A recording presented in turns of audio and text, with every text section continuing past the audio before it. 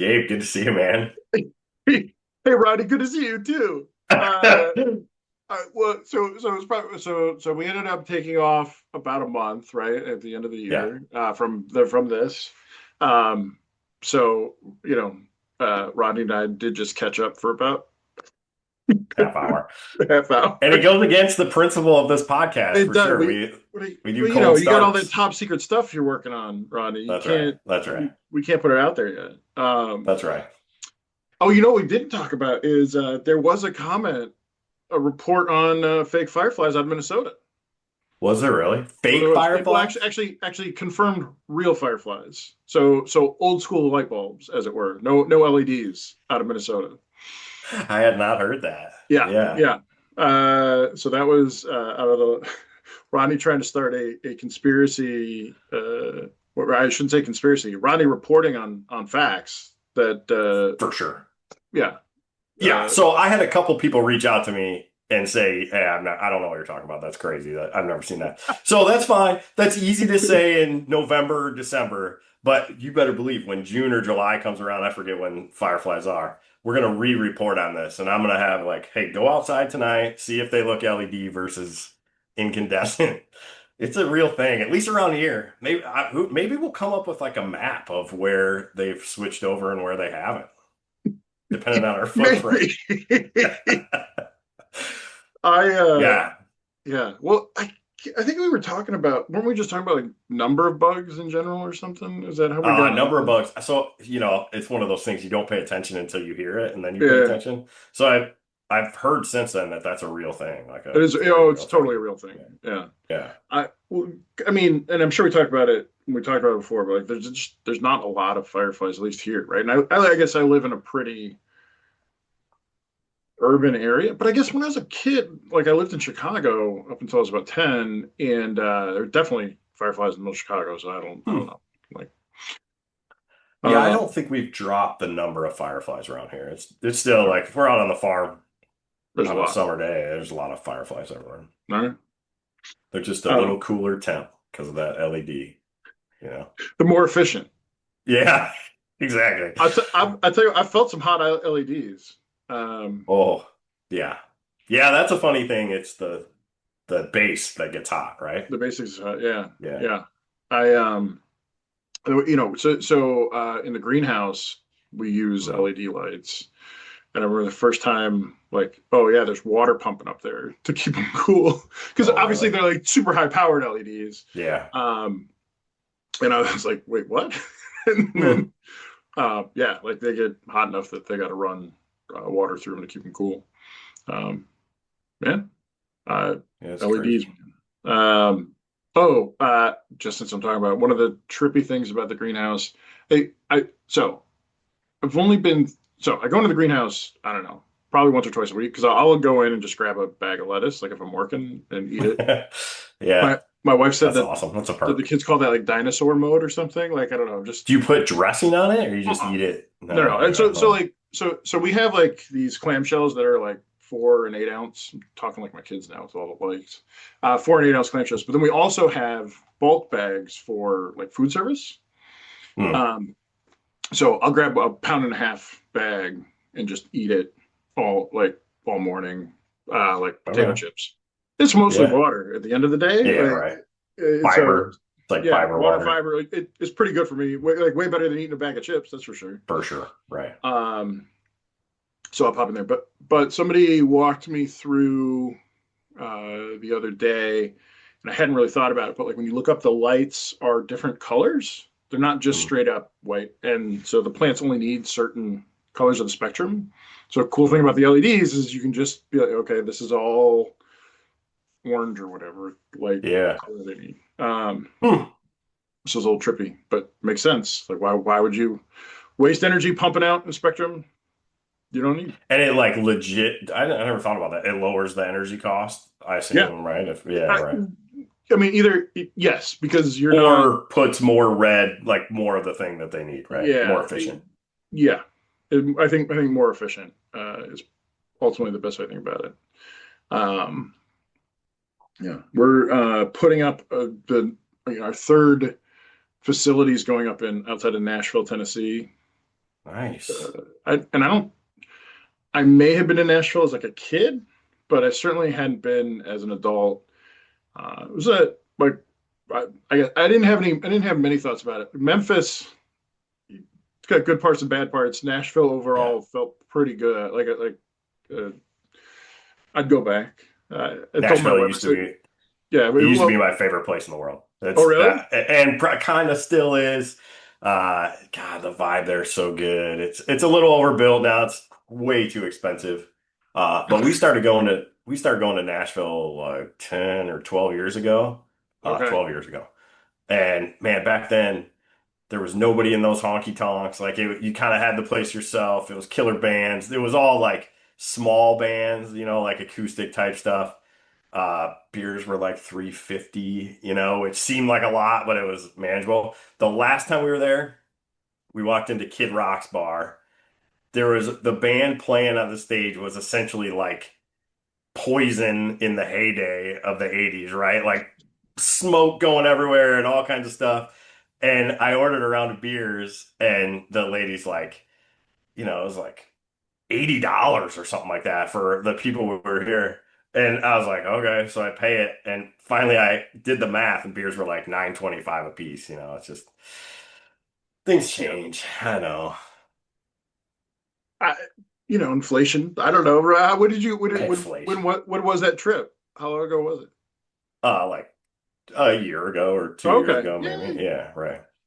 I mean, 20 years ago, 30 years ago, 30 years ago, a beer in 25 years ago, a beer in like Manhattan would be 10, $12.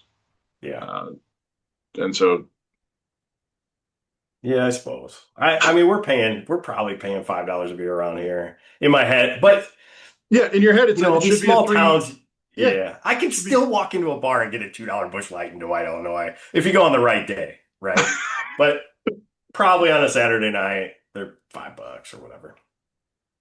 Well, you were paying all that Kid Rock premium. Oh man, yeah, it was fun. Hey, look, it's fun.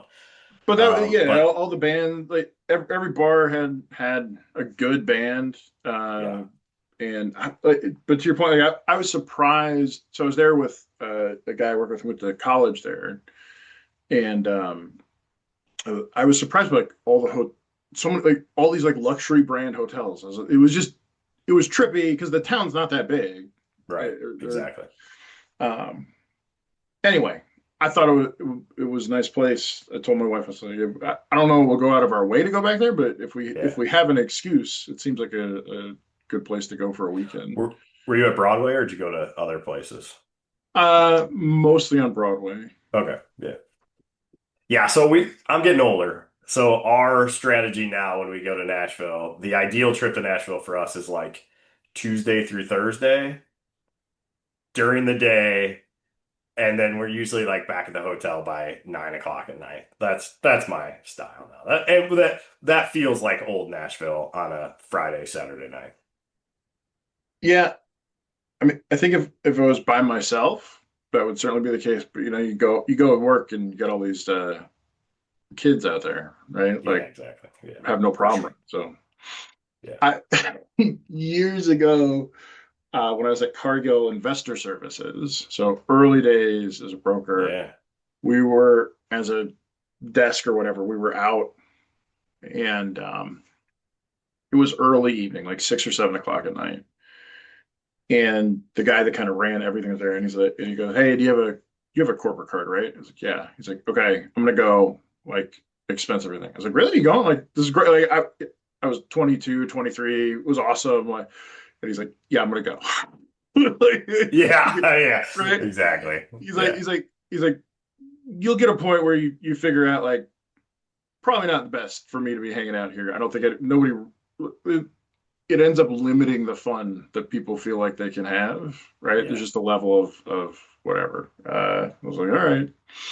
I got along with him well, so that I wasn't doing a lot of Yeah. self-regulation in that, with regards to like, oh, the boss is there. I can't, I wasn't doing anything terribly idiotic at the Sure. moment anyway, but yeah, you kind of, I understand now what he was talking about. How old were you, do you think, when you made that switch? Like when the first time you said, Hey, do you have a corporate card to the young kid and left? Uh, oof. So I don't know how I want, man. So I can tell you roughly. It was when I took over running the producer trading desk. And it wasn't like that day, but there was a we had gone on a as a as a whole business, not just the desk, had gone to Chicago for offsite meetings. We're out at night, and I think the transition had happened, but it was like literally days old, and so it wasn't really a thing. And we were just out, and I realized like that is when it dawned on me. Yeah. Um, and and I intellectually understood it. Went back to the hotel room. Was very, but I was. It's frustrated is not the right word, but I was bummed. I was Bored, right? You're bored in a a little hotel room, bored. probably. Yeah, like I Yeah. wasn't super tired or anything. I was like, Yeah. but makes you want to give that space. Um, Yeah. so Yeah, uh, I don't remember where or when mine was, but for sure it's a thing. I mean, I have made that switch 100%. Time to go home. so you remember the old national sales meetings Oh yeah. at, Yeah. at I didn't Carney? go home at those. Well, Yeah. so I rarely got invited to them, just because I was a Hmm. junior guy on the desk, and so Hmm. it was just kind of the way it was. I remember I don't know, I probably went to like three or four of them, but I remember when I got invited to the room where the guys were playing cards, like that was like a big that felt like I I felt like I like had a place, you know what I mean? Yeah. And Right. that was cool. Yeah. Yeah, I Yeah. always thought it was fun. I forgot you guys didn't get to go to all of them, but we did Well, Minneapolis so there every were other CRM year. folks at all of them. Just Got it. Who like was there? I was a junior trader, right? Like Yeah. Yeah, it was always fun meeting the CRM guys. You know, you like talk to them randomly. They were always the smartest guys. You know, they knew options and, it was like the non-traditional stuff. They knew it like the back of their hand, or at least pretended they did. And I it don't was know. it was fun to pick their brain. Yeah, Yeah, we knew our stuff well. Yeah. yeah, exactly. What? But it was funny. I always remember coming home from those saying, "Hey, the real learning happens after the meetings, right? In the bars and whatever." And I think that's right to a point, but once 10 o'clock hits, always learning anything. Right. Well, it may not be learned, but I think one of the frustrating things I have with the more corporate type of meetings like that is I do think the real value is actually just the people talking most of the time. Getting to Like know each other. rarely, nobody wants to sit and get a lecture, or not nobody. Rarely is 50, 100 people getting a lecture on something super helpful. Certainly Yeah. not for 2 days. Um, and so the attitude, I think the challenge is people come back with an attitude, not that you weren't saying this, but I've certainly dealt with people go back and go, well, that could have been an email. Why did we have to go there in Yeah. person? And I think people just don't do a good enough job of explaining, hey, the actual goal here is actually just being together. Like that's the actual Right. purpose, Right. you know, Exactly. and taking that time and being deliberate about it. And that can't be an email. Like that isn't just a meeting. Right. And so I think that's why it feels like afterward. Oh, did we? We're done with the pretend dance of uh, Exactly. making the reason why we're here. Um, so yeah, yeah. But Um, that Nashville trip was work, and it was one of those larger offsites. But I think they did a pretty good job of balancing um, lecture time versus interaction time. was there the guys that showed up late the next morning and were, you know, No, there was none of that. I no. wonder. No, there was. I don't think there. Actually, what's funny? I was probably the latest guy because I happened to be interviewing somebody to Hmm. work at our new facility, and so I was taking advantage of being in town to interview them in person. Got it. So I was probably the last one to show up that morning, Yeah. but not. Well, I'll tell you what, if you ever need, outside consultant to come in and take a look at your Nashville facility, I'm your guy for sure. I can work that out. I You know what? I will tell you what. if you're down there, you should let me Yeah, know. for Like sure. it Yeah, so it'll I think it's going to be up and running by end of year, as an end of 2026. yeah, It's moving along really, really well. It is really cool. I mean, it's funny. I think we've talked about this before, but like being in ag so long, this is just a very different part of ag. yeah, But some of right. it, some of it's stuff like it's a big glass building, growing lots of crops. There's big machines. Like that stuff's Yeah, fun. It's fun. yeah, It's cool. Like yeah, yeah. we went to the site and it had just rained like a day or two ago, so it was muddy as hell. Like guys driving around in ATV. So, Yeah. and we're traipsing around in like our business casual. Right. Hard hat on, even Yeah, though nothing's in the air, kind of thing. Yeah. yeah. So So um, the lettuce thing, I maybe I've told this story already on here, but I was in this Illinois Ag Leadership Program, which is a great program if anybody's ever looking at ag.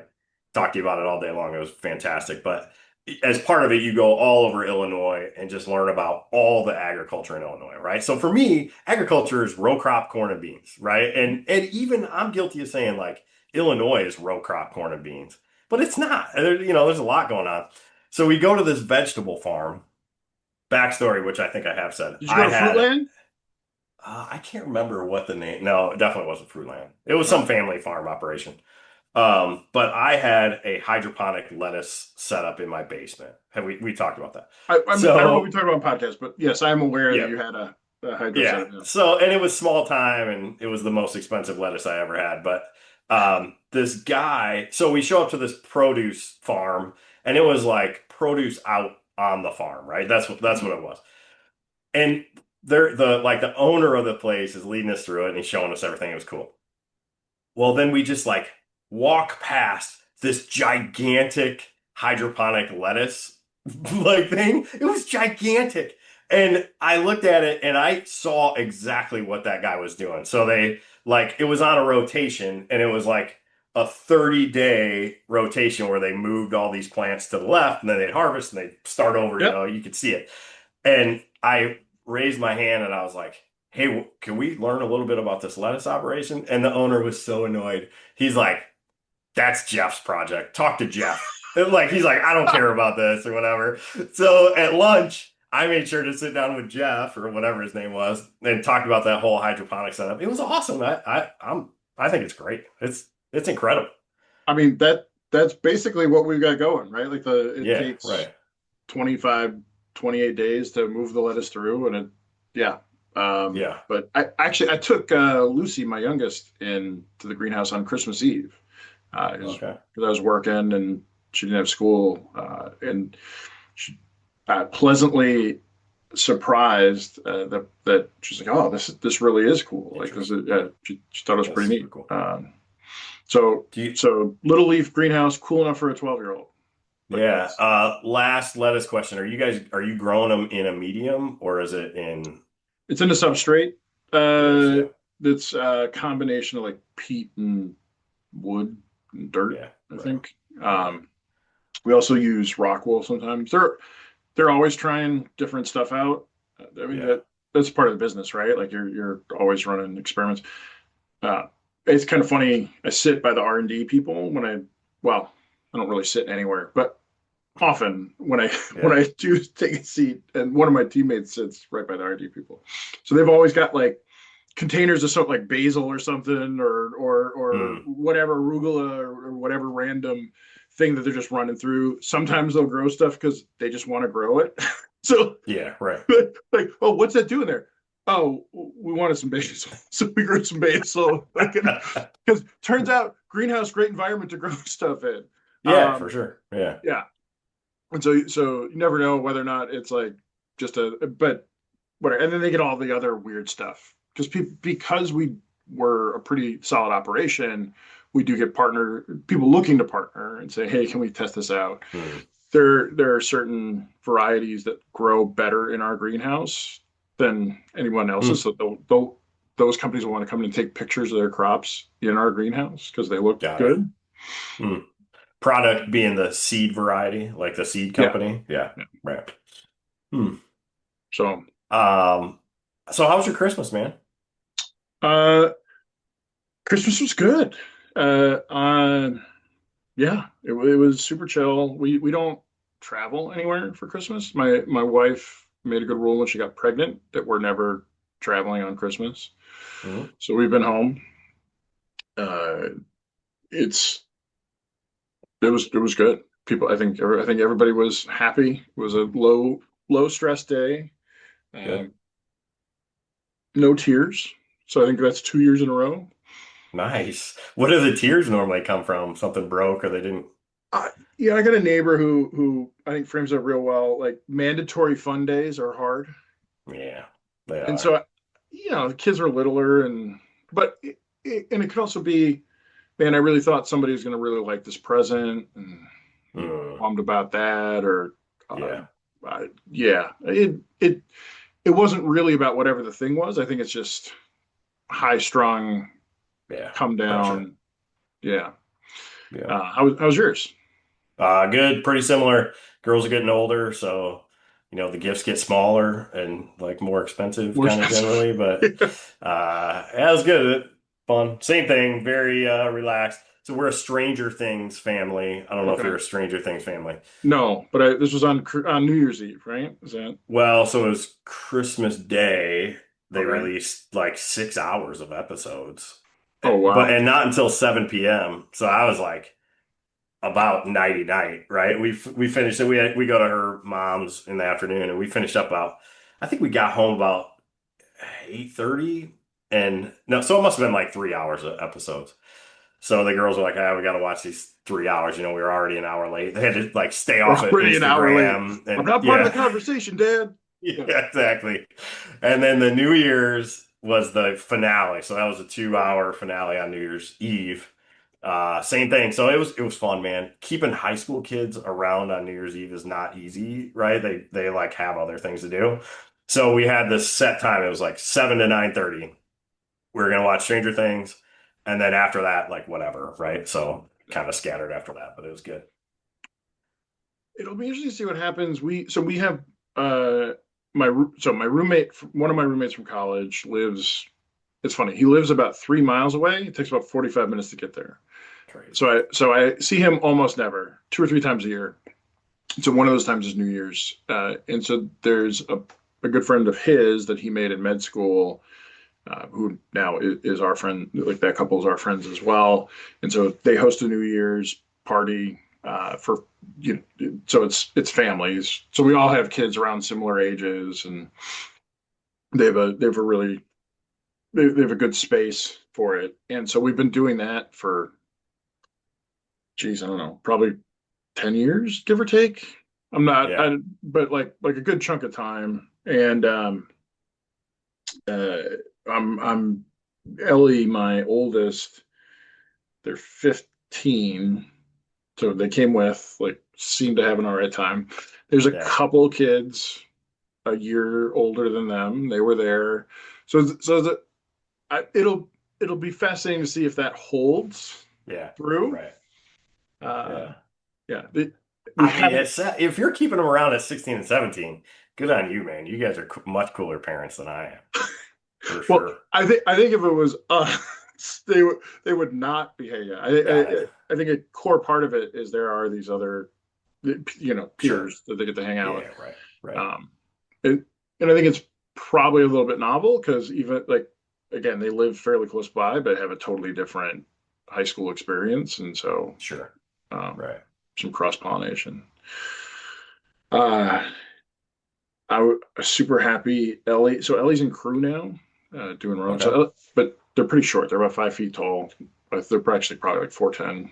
And they do the coxswain job. So that's the person on a really long boat that doesn't row and yells at all the Okay. rowers. Oh, yeah, that's a great job.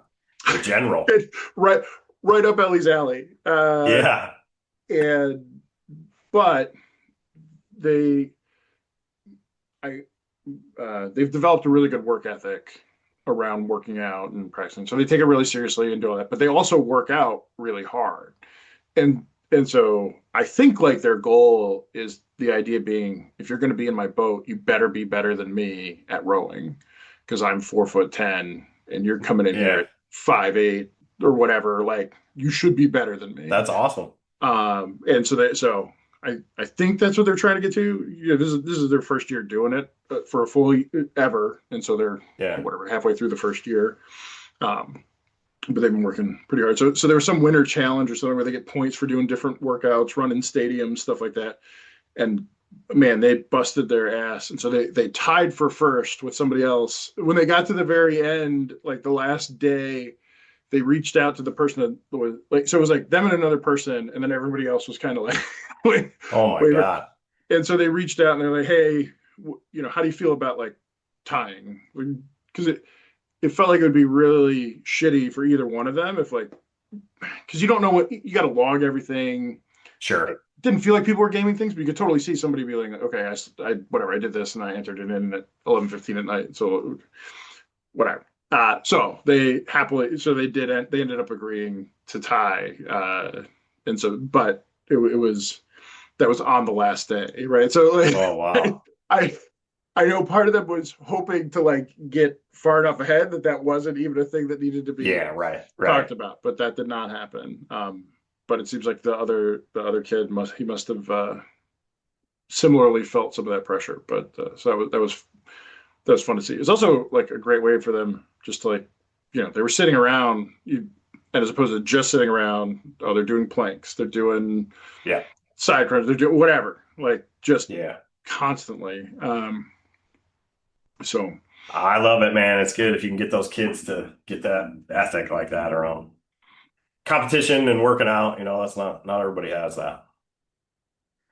Speaking of um, that, any New Year's resolutions out of Gabe this year? You a resolution guy? we don't. I don't do resolutions. No, I think at this point we've largely squeezed them out. I dislike the idea of an arbitrary day setting the thing. I Um, suspected that was going to be the answer. I did. I did a 2 hour ride over the break and hit 45 miles in 2 hours on the Peloton. Jeez, That felt that's crazy, man. that felt pretty good. Because I had taken about 3 months off riding the bike and I've been building back up. So that that was that felt pretty good. Do you have any New Year's resolutions? No, I'm not a revolution guy either. It's I don't know. It's like this fresh start, so it's fine. And I do end up listening to like New Year's podcasts, right? I always think those are interesting. Mm, But I'm not much for writing, for saying it's. So we own a gym. You know this. I own a gym in town, and everybody always asks me, "Hey, what's membership like on January?" And it yeah. actually is super crazy. And then, a lot of them just fall off. So I did a post on Facebook the other day on my personal Facebook post and was like, "Hey, I know people are looking at resolutions, right? Whatever." And the main thing about working out is that you just work out, right? Like that is the thing that I've learned. Like if I feel like garbage, and Wednesday I felt like total garbage, but I just work out. That's what I do. So I went to Yeah. my class, did 25% of what I would normally do, right? Just moved and got going. And I think that's the key, right? Just like doing it over and over again. It doesn't matter what you actually do. So, Well, if you feel like crap, if you show up, you end up doing more than you thought you would anyway. exactly. Right. Yeah. Yeah, the best piece of advice I ever got, I read about kind of New Year's resolutions and working out is just make yourself go to the gym for 1 minute, right? Like make Right. yourself walk through the door. You can't work out for 1 minute, right? If you get there Right. for 1 minute, you're going to be there for 10. And that's Right. fine. It's better than Yeah. nothing. Yeah. I mean, unless you're the guys that were in my high school gym who had a huge focus on the curls, they're Oh, like yeah. those guys. Oh, like, No leg day. nonstop curl machines. That's right. Oh That's right. man. Yeah. Uh, yeah. It's showing up and then it's consistency. Well, so you just remove it as it's not a decision, right? It's like, It's oh, not a decision. That's right. You yeah. just go. Yes. Yeah. hmm That is that's just Yeah. good best practice. Yeah. Yeah. So my workout regimen's Monday, Wednesday, Friday. We have a class, 5 a.m. And I was just thinking the other day, I've been going for like 12 years. And I mean, now it's like on Monday, Wednesday, Friday, I go to work out. It does, somebody will say like, "Hey, do you have class on, New Year's Eve?" It's like, Is it a Is it Monday, Wednesday, Friday? Friday? Yeah, yeah, like that's the thing. So I mean, we do cancel every once in a while, but yeah, that's the ticket. Um, So grain markets, Gabe, it's been fun. It's been an interesting end of the new year. I've I've been, again, it kind of reflecting on the year, that is a thing I kind of do. And a couple of concepts have I've been struggling with a little bit, and I want to talk to you about it because I know you have that background in behavioral economics, right? Like thinking through um, issues. So, you cool if we talk about a couple of yeah, I topics? mean, I Oh, we guess did we can not talk tee about this up, we by can the talk way. about grain markets. Yeah, yeah.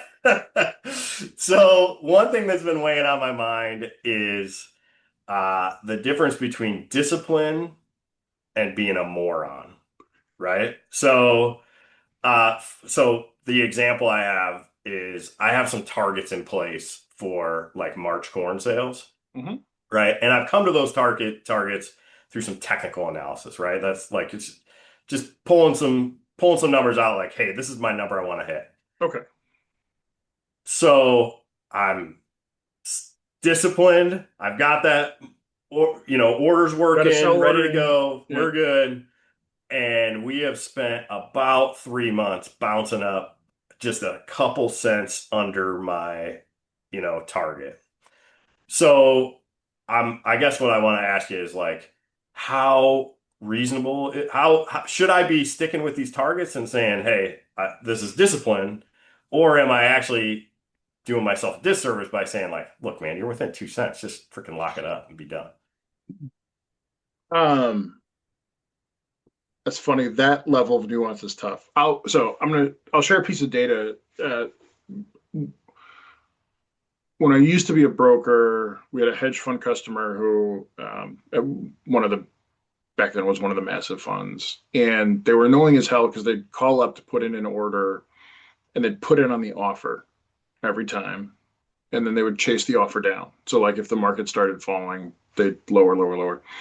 And so at one point I was like, dude, what are you doing? Right? We're talking about a tick here, and you're like Yeah. screwing up. He said, and what he told me was, look, we've done the analysis, and it actually turns out if you do it this way every time, net you're better off. Hmm. So yep, we're going to lose money sometimes chasing it down, but like most of the time, if you join the offer, you'll get taken out of the offer, and the net of all those small gains actually outweighs the loss on the bigger moves down. Hmm. So that was helpful. I'll also say I couldn't tell you a time that I put in an order at a price that I decided on and it didn't get taken out at some point.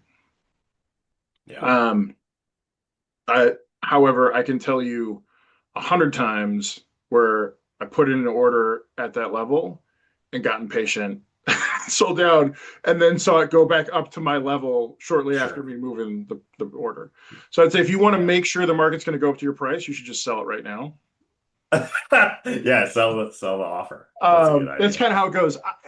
I mean, the thing is, yeah. So, like, are you going to feel incredibly frustrated if you pick the level, and it's just missing it? I would say the odds that you've called the top of the market within 2 cents are really low, That's fair. Yeah, that's right? definitely fair. Yeah. Um, and so there's like so given that, like, I think patience is fine. If I don't know if I mean the other component that you haven't talked about is goals around. Sorry, I'm trying to mute my phone here. You probably want to mute. We probably want to time box when you want to sell stuff. So, if you're not hitting, so you've got orders in, what percent of crop, or like, are you working to sell these I days? mean, like 10 or 15, right? Nothing Yeah. crazy. So like you should also know, oh, I remember when we talked to Nate, right? I want to have this much sold by this period. So you should know that too. And so I think if you've got that double trigger, right? Okay, if it gets up to here, I'll feel good about selling whatever 3% at a time at these different levels. Yeah. And by the way, if it's not done by then, I'm going to put in some trailing stops and just let her Mm, take me out. That's what I would do. Um, yeah. because it, Yeah, the trailing, dude, I love trailing stops. You taught me all about trailing stops. No cash grain company will run a trailing stop that is in my area.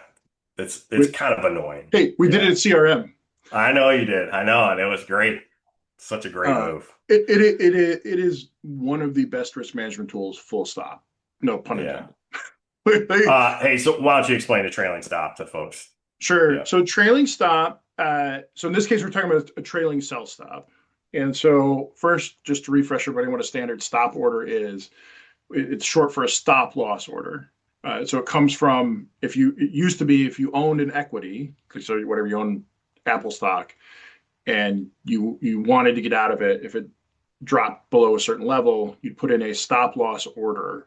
And so if the market traded at your stop loss level, the order would automatically execute and sell out of your position. So that's where it comes from. So in this context, we're talking about based on futures movement. Obviously, we're not selling out of an equity. We're pricing grain, and so a regular stop we could put if so where's the market where's the level you're 444 trying to sell? March right now. Yeah. What's that? March is 444 last day. 444. So maybe you could put in just a regular stop order at 425. Yeah. And so what that would mean is if the market traded down to 425, you would sell out at whatever the best available price is below that. Now, that doesn't, mean you're going to get 425. Right. You're going to get the best available bit below that. We could go into the technicals of how exactly an exchange executes those orders. There's a whole thing there, but ultimately, it does let you basically protect that level. So if 425 is what you have to have, you shouldn't work a stop order at 425. You should work your stop order at 427 or something like that, just to make sure. If that really is for some reason a Yeah. critical price for you, you don't want to work your stop at that price. Sure. Rarely are we playing with that type of margins, though. So that's how a regular stop order works. A trailing stop order is this cool thing where you put it in and you say, I want my stop level from the moment I put it in. I always want it to be some amount of distance behind whatever the highest price that's ever traded during what since the order's been in.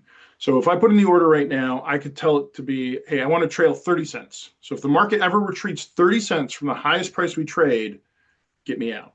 So if we're at 440 right now, you'd put it in, it would start at 410. And then if the market runs up and it goes to 445, my stop order that's trailing by 30 cents goes to 415. And if the market comes back down, my stop's at 415. And if it ever falls back that fully 30 cents, it'll trigger my stop and I get out. Some of them will let you do it on a percentage basis as well. Like you could be 10% behind whatever the high was. The reason it's so valuable is it's a great way to let yourself take your eyes off the market, especially in situations where market's running and you're like, I don't know where this thing's going to go. Yeah. Uh, most people have an idea like, okay, if we retrace 10%, like okay, we're trading at $5. Boy, I really would feel like a jerk if 450 got away from me. Like, let me put a trailing stop at 10% behind or 50 cents Yep. under. And if the market keeps going up, great. The trailing stop just follows it up. And that's a big, let's be clear, 50 cents, big move. And so if it Yeah. comes all the way back down there, great. And the other thing is, especially if you're doing it on the future side, you can always buy back in, Yeah, that's the thing, right? right? Yeah. So I mean, you always, so I'm sure we've talked about the classic question when somebody's like, oh, I don't want to sell grain here. Like, oh, would you buy grain here? Like, it's such a, Yeah. Right. it is shocking how many times the answer to that is no. I'm not going to sell here, Exactly. but I'd never buy here, right? That's Um, right. and so it kind of forces you to make that decision then, because so market comes out, takes you out, and you're like, oh, I think it's going to go back up. Okay, really? Okay, so it's great because it forces that discipline to decide whether or not you're going to buy back in. And rarely are any of us sitting so close to the computer that we see that come in and we're like Yeah. immediately jumping in and buying back. It's like, well, what's happening that happened? It kind of, Right. for most folks, will force some reflection on current market context. Force a decision. Yeah. Yeah. So Sorry. no. Yeah. Well, okay. So just to recap, Ronnie's like, hey, we picked these levels. Boy, we're just not hitting them yet. One, I don't believe Rodney can call the high within 2 cents, so I'm sure he'll get taken out. Two, if he wants to guarantee that we trade that level, he should just sell now. Three, he should pick a timeline when you want that 10% marketed buy, and if it doesn't happen by then I'd put in that trailing stop strategy. Yeah. Nice. You happen to mention, that one of the things about getting stopped out is it forces you to make a decision. It forces you to stop and be like, hey, did I want that? How do I feel about that? Maybe I can buy that back and like whatever, you're out of service fee if you do. I noticed the same thing with when we rolled from December to March, right? So, again, there's another thing I want to talk about. Lots of basis contracts, not happy with futures. We all think futures are going to go higher. So we've got these basis contracts off December, and for months, it was like, oh yeah, basis, just leave it on basis. No, everybody's comfortable with basis. And then all of a sudden, you get to the last few days of December, and their merchandisers are calling them up saying, hey, you got to roll these or price them, right? You're like forced to make a decision. And it instantly changed the conversation with all these guys because it's like, hey, I'm sick of having this basis contract. I'm just going to price it. And my reaction to it every time is like, okay, let's pause for a second, right? Like, did something change? Because if something actually changed, for sure, we should price them out. But like, I really want you to think, are you only making this change because you're being forced to make a decision, right? And so the stress, so what I've been telling guys is like, hey, don't let something that has nothing to do with your bias affect your bias, right? You Yeah. follow me? Yeah. You think that's sound advice, or how should we be thinking about that? Well, I think that is certainly sound advice. Don't let something that doesn't have anything to do with your bias affect your bias.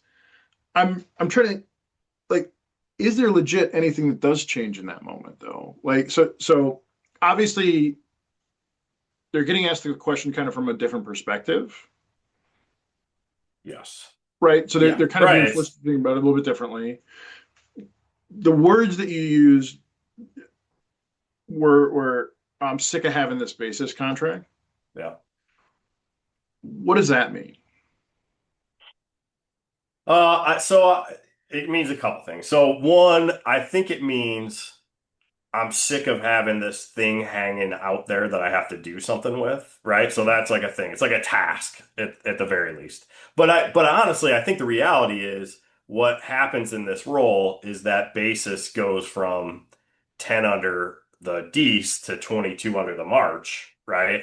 And they look at that 22 under and think, yeah, that's a wide basis or whatever. And I'd love to hear your thoughts on this too. I am of the camp that 22 under March is 10 under D's, and like it's the same number. It doesn't change anything, right? Is that true? Because a lot of people, I have that argument with people. Well, I mean, well, so it's a different number. You're saying on an NPV basis, is it the same number? I think is what you're Yeah, saying, yeah, right? So probably, right? Like, I mean, what we're talking about, 3 months of storage and interest. yes. So Yeah, interest is a calculation you have to, yeah, yeah. So yeah, I mean, it does seem like it's the same, and so I think so when you're going, I mean, how often? So if I've got if you and I are working together and I have a basis contract and I set it whatever in September, October or something, and was our plan to do basis just because we were waiting for futures to do something, or was our plan to assume that we're going to end up rolling it out? great question. So what I try to do is essentially look at the cash market in two different ways. Like, is basis good? Is futures good? Right? So I have futures targets, I have basis targets. If I reach my basis target, I just lock in basis. Again, it's like the fact that I'm locking in basis shouldn't make me lock in futures, Mm-hmm. right? Like they don't really have anything to do with each other. Right. So essentially, I am independently encouraging guys to make futures and basis decisions. Mm-hmm. So if like just to really bring this home, basis has been really strong in my neck of the woods. So like no brainer, lock in basis, get it done. So we've locked in a ton of basis, and if futures reach a target, then okay, we price these basis contracts. But the reality is, if we only did part of the basis that we needed to do, right, and then futures hit my target, I'd be pricing the basis contract, and then anything over and above that, I'd be doing hedge derives or short futures positions, whatever. I'm viewing them as independent. Ultimately, you have to marry them together, right? Okay. I, yeah. Sorry, I'm just trying to think about like it. I guess the other thing is they're getting asked a very different question. So I have a basis contract. Do you want to set futures today? Yeah.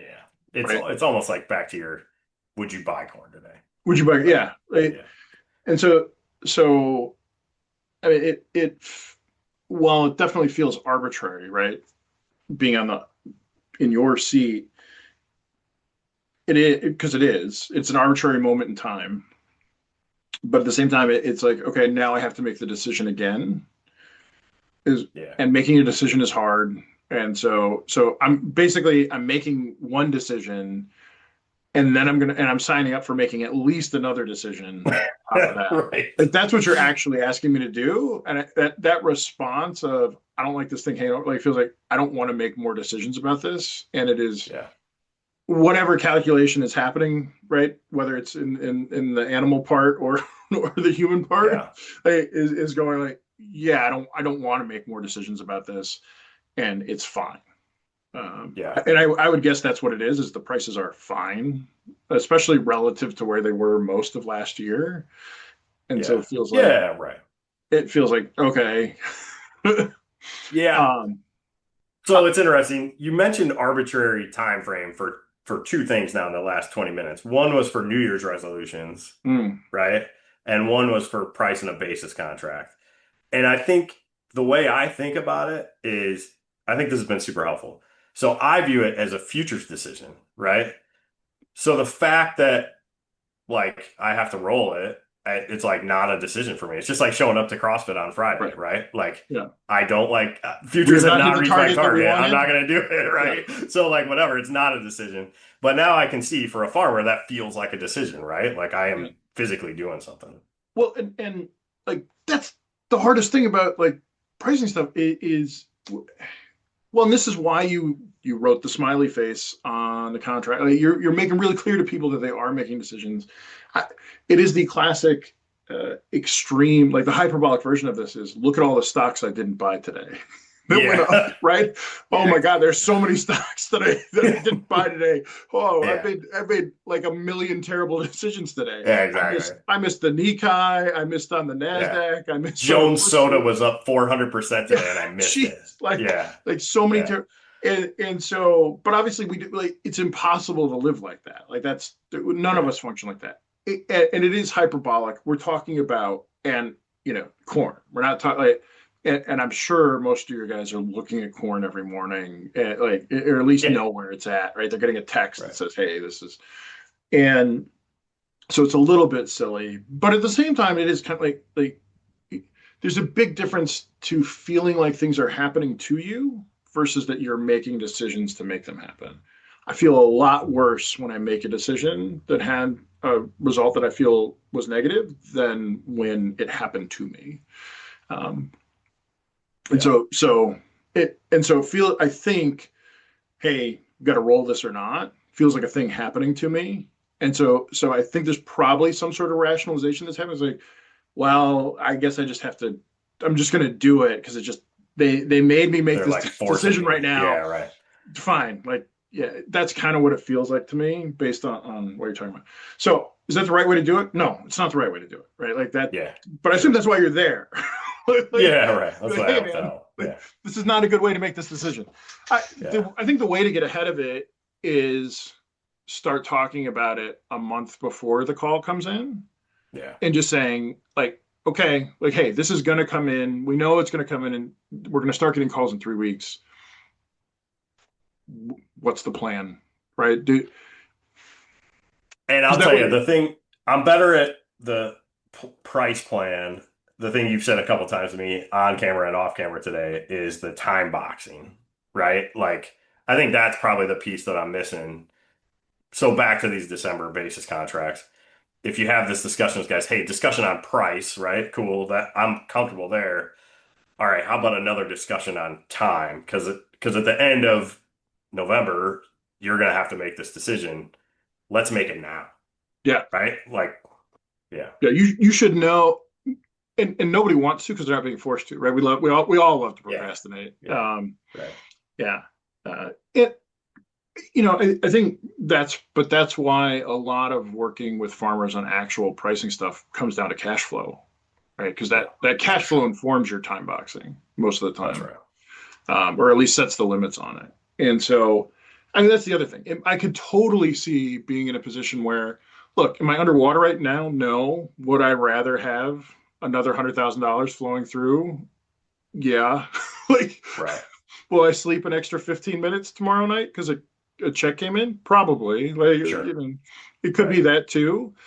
Um, I, which also has a ton of value, right? Like lowering stress levels incredibly. For But that's sure. why you want to pull making that decision out of the moment. Like the further back you can pull it, the less stressful the decision is, and then it's not even a conversation in the moment anymore. It's not you've removed it from being a decision because you already made it, and you made it in a way that you're extracting. You're limiting as much emotion as you can from it, and making it more of a calculation. Yeah. Um, Yeah, it's interesting. So that's it's funny. That's where I'm at in my head, right? I've made that decision. I know, like, yeah, we just roll it. It's getting that to the next level, right? Helping people understand that this decision is made, or we need to align on this decision, but it's done kind of ahead of time, right? yeah, Yeah. yeah. S- So, you mentioned earlier, before we were recording, by the way, that you could sum up grain marketing in like a one-page Oh, document. what Uh, would we hand people? yeah, well, so you would give whatever context you're willing to share around that. Well, so Rodney and I were talking about business books and things like that, and like, oh, there's no good book on grain marketing for like for really for a farmer. Yeah, There's a lot of materials out there. And I was like, and so I think Rodney, you're of this opinion as well. I don't really read business books anymore. Most of yeah, them feel like they could be a pamphlet, or like, maybe a couple pages, and they've just fleshed it out because somebody told them to write a book. Um, and I said, there's like a version of us talking about this stuff, which really is a page, and it goes like this. It's come up with a plan for what you're going to do, write down the plan that you're going to do, hand the plan over to somebody else that you respect and is not involved with your business. I'll come back to that one. And then check in with that person regularly and you have to tell them what you've done or haven't done, more likely, and have a discussion about it. And like that's it. Like if you're doing those things, you're probably running a really healthy operation. People fall off all the way along, like, anywhere along there, from coming up with the plan to start with to writing it down. A big one is telling it to somebody else that isn't part of your business. And years ago, when I used to go around um, doing the behavioral economics lectures as part of the Cargill Pro stuff, the pro pro pricing. pricing signups. Yeah, Um, like one of the key things that I tried to hit on, and like pro pricing is kind of a way to do it, but really it's finding somebody who isn't emotionally invested in your business. And the reason for that is if they are really emotionally invested in it, the same things that you struggle with, they're going to struggle with. So we might have like a partner, right, who's like super smart and everything else, but like if they're my partner, whether it's my spouse or like my business partner, like they're vested in the financial right. decisions here They a little also too hope corn's closely. going to go up, Right. right? Yeah. Yeah, We're right. all rooting for it. And what you need is that person that's going to tell you, like, hey, this is what you said you were going to do. Why aren't you doing it? And when you go, well, I think it's going to go up, they don't go, yeah, me too. Or Yeah, that sounds right. amazing. They go, they ask you the next three questions. Well, why do you think that? Like what's happened? Because we haven't gone up, Yeah. or whatever. Like that's the most common one, right? We don't sell, Yeah. presumably because we think it's going to go higher. So okay, let's talk about it. Yeah. Right. Uh, and so figuring out who that person is. So that's why, Rodney, that's why you got a job, right? Like Yeah. that's why the risk management business I was in at Cargill existed. Those are ways. So Rodney's a person you can lay that off to. Using tools like averaging tools or things that set floors are another way to effectively do that. Yeah. You kind of hand off that decision making, or not hand it off, but that's how you're executing against that. And then I guess the last part that we talked about is reviewing the whole thing, right, and figuring out how do you make a better plan next year. Yeah. Um, that's it. Like, And I agree, man. It sounds simpler than it is. So one of the things we talked about was, for 20 years I've had guys telling me, oh, all the professionals like, oh, you got to have a marketing plan. You got to have a marketing plan. It's got to be written down. And to this day, I have never actually seen a written down marketing plan for a person or even an example of one, really. Have you seen this? Like, oh yeah, I mean, so I would say, well, so one, I think you probably have marketing plans for guys, whether or not it says marketing plan at the top of them. sure. I- You know, but I've definitely seen people write down things. We heard Nate talk through his, I think, in pretty good detail. Like that's a pretty clear marketing plan. I'm gonna have this much sold by this time frame, and for him it was time boxed, right? So it was I'm gonna be done by here, here, and here, and that's his plan. I don't know if he's got it written down, but kind of at this point he runs a Sure. pretty disciplined process. So, but I wouldn't be surprised if he sat down and wrote it down the first time. Um, Yeah. and so we say write it down. The reason writing it down is important is there's literally there's something that changes in terms of its permanence in your brain when you write it down. It's kind of like you're making a commit. You are making a commitment to do it. Yeah. You've uh, and so that's why that action is important. And writing is literally better than typing it. Um, Fun Hmm. fact. Uh, so, but yeah, so that's an example. Kevin Bauer, who's been on here, Yeah. like, again, his marketing plans that I've seen when he's worked with farmers really focus on the cash flow side. And so it's kind of, it's almost what's your cash flow need? And that then creates the marketing plan. But that's a little bit different because it's different when you're in the consulting role to the person. Like it may not be that you're writing a marketing plan, but it's probably a grander plan. I'm trying to think. There's definitely been guys over the years where I've said like they have plans, but they aren't. It doesn't need to be super complicated. Like again, on Nate's side, I'm going to sell. I don't know. I don't remember what his levels are, but whatever. I'm selling 20% a Yeah. year at 5 different times. Okay, Right. great. Like that's a great plan. Um, or I, if I like we just talked about, if I can get these levels by this period, I'm going to do that. And like I think the time boxing is critical piece of the marketing plan. Yeah. Your marketing plan might just be able to sell everything when I harvest it. I don't know if that's the best way to go, but that's at least the plan. Right. And then you can look at it and say, how did that go? Like, should we do something different Well, next the year? other the other thing about that is key to that is handing that plan over to somebody independent of your business, right? Yeah. And that person may be like, "Bruh, have you seen what corn does? Right. In Right. October?" Like, Yeah. maybe not, but Yeah. Well, I think when we were talking off camera, I was talking, as a trader, there's a risk committee. And so you're constantly being questioned on what you're doing, as is appropriate. Like that's the way right, that needs to go.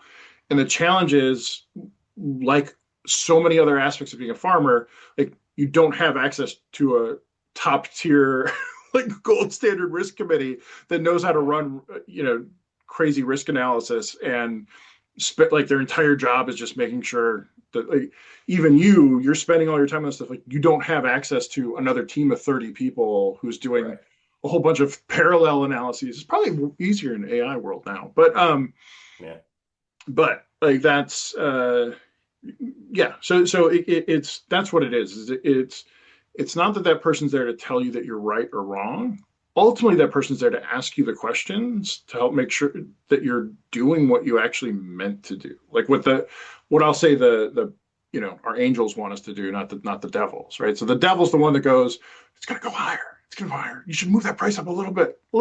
Yeah. Yeah. Like, and the angel's gonna tell you, like, hey, you picked your level, like there was a reason you picked it.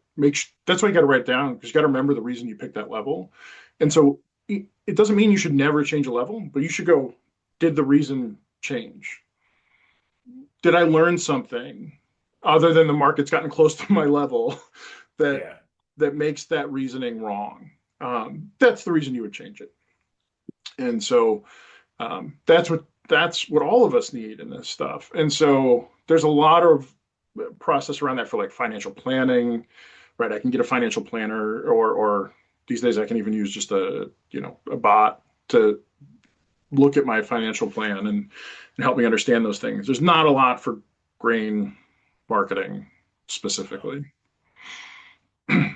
Time boxing. That's my problem. That's what I'm struggling with. That's 100%. That's it. Right. Right, That's good. again, I think cash flow ends up helping that out quite a bit. For sure. Yeah. Right. And by the way, I hear you say like you're not going to, but there are plenty of heuristics that I've heard you use, and we all talk about what's my acreage going to be? Probably going to hedge a little bit. Did I buy my inputs? Probably going to price a little bit, right? Is Yeah. it in the ground? Going to price a little bit. Like we do have some natural appropriate criteria, even if cash flow is not the thing. And the reason we use those things is because whether or not we've thought through it, they actually are every single step along the way of those examples. I become more confident that I'm going to have something to sell. Yeah. And so, leaving crop insurance aside and all that math, like at the end of the day, we want to have the crop to sell. And and they also have decisions that are relevant in the price market. Like if the input price is really high, probably crop prices are really high. Good idea to Right. lock some stuff in, because the input prices aren't going to go down if the market falls. Like Yeah. Right. stuff like that. Right. So I do think there are some built-in ways if people are deliberate about it, right? And so whether it's cash flow needs, whether it's core farming decisions, um, those are the things we use. So you probably use more than you realize, like even though you're not calling it time boxing, but Yeah. being but that I think is what elevates people from closer to being professional from a trading perspective, is the more structure you can put around how you make those decisions. What are your outs? Like when do you have to be out? When do you have to be done? If you Yeah. don't know that, like you're very much in the amateur bucket. Yeah. Yeah. Super helpful. You mentioned the risk team or whatever, Risk risk committee, stand up, risk committee, risk yeah. committee. What's that like being a young trader holding on to a position that you got to defend? Well, so they don't let young traders hold on to position. Got it. Yeah. So I mean it's intimidating, right? So it is it's the best thing to have gone through. It's the best crucible to develop, I think, rigor around developing whatever your own calibration is for when something moves from having been a good idea to not anymore. Because you don't want to be forced out of a position, uh, and it and so and by the way, if you don't have conviction around your position, like you're not going to stay in it. Like you will fold. Mm. And like everybody knows, there's always reasons not to do a thing. And so figuring out what is your criteria to make a decision, to get in, to take on risk, and then making sure you understand that really thoroughly, and why, and being ready to drop it at a moment's notice if what you thought was wrong. And I think like that is the painful but massive lesson that you learn from being in that environment is you you you cannot hold on to something because you thought it was good. You cannot. The market will just beat the crap out of you. And so Hmm. that's that risk committee's job, right? Is to make sure you're being real about the risk you have on all the time. Hmm. And that, and that is the job as a trader, is that like you're allocating risk. And so you have the luxury of that's it. That's what you're thinking about all day. And even when I was a tier, I'm like, that wasn't the primary job, was creating tools and getting them over to customers. Right. And then actually the positions when I was there was about defense, right? It's because Right. we didn't go, we didn't say, oh, hey, Mr. Farmer, this is a great trade for you to put on because I really like the way the position looks. That never entered our discussion ever. It was, Yeah. what do people need right now? What are they worried about? Okay, let's come up with a tool that deals with that. Great. This works for you? Great. Here you go. Oh crap, how do we hedge? Now, like, how do like, I? that was Yeah. Right. all right. We sold this thing. Let's figure out how to keep the money that we made on it. And so that was one of the great things. We talked about that. Can't remember if we did it on or off, but the whole helping farmers prosper thing. It was a real thing. It was a real cultural thing that was the driving force in how we looked at things. And so uh, it's just from a feeling okay with yourself perspective, like uh, it, it was a good place to be. Yeah. Um, and so anyway, yeah. So it was about defending positions, not risk seeking. It was risking in a little bit different way. And while the mechanics are the same, it is a little bit different. But you're still making decisions about how to hedge things, and that could totally be wrong because it wasn't back then. We traded some triple fancy widget thing.